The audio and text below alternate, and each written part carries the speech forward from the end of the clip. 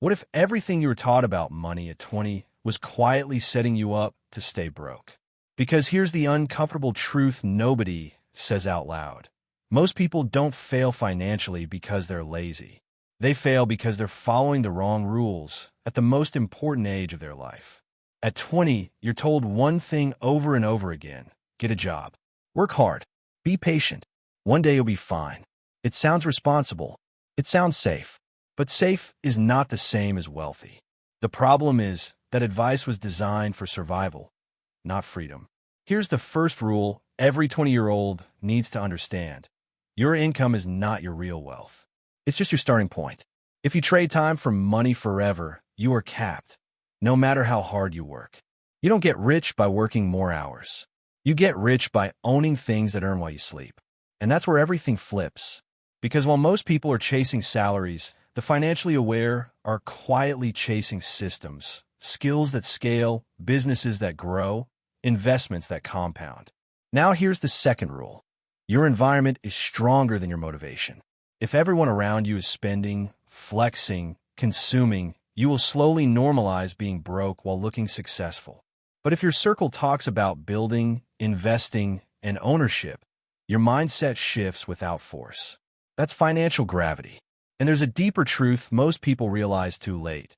Time is more powerful than money when you're young. At 20, small decisions don't feel important.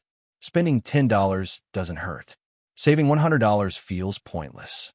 But mathematically, that's exactly where your advantage is hiding. Because money doesn't grow linearly. It grows exponentially. And the earlier you start, the less effort you need later. Now let's break a belief that keeps millions stuck. I need more money to start investing. No, you need discipline, not income. Wealth is not built when you start earning more. It's built when you stop upgrading your lifestyle every time you earn more. That's the trap. More income usually leads to more consumption, not more freedom. So the real financial shift is simple but uncomfortable. Delay comfort to buy freedom. Think about it like this. Two 20-year-olds start at the same point. One spends everything to look successful now. The other builds skills, invests consistently, and stays boring for a while. At 30, they don't look similar anymore. At 40, they don't even live in the same reality. One is still working for money. The other has money working for them. And that gap didn't come from luck. It came from rules.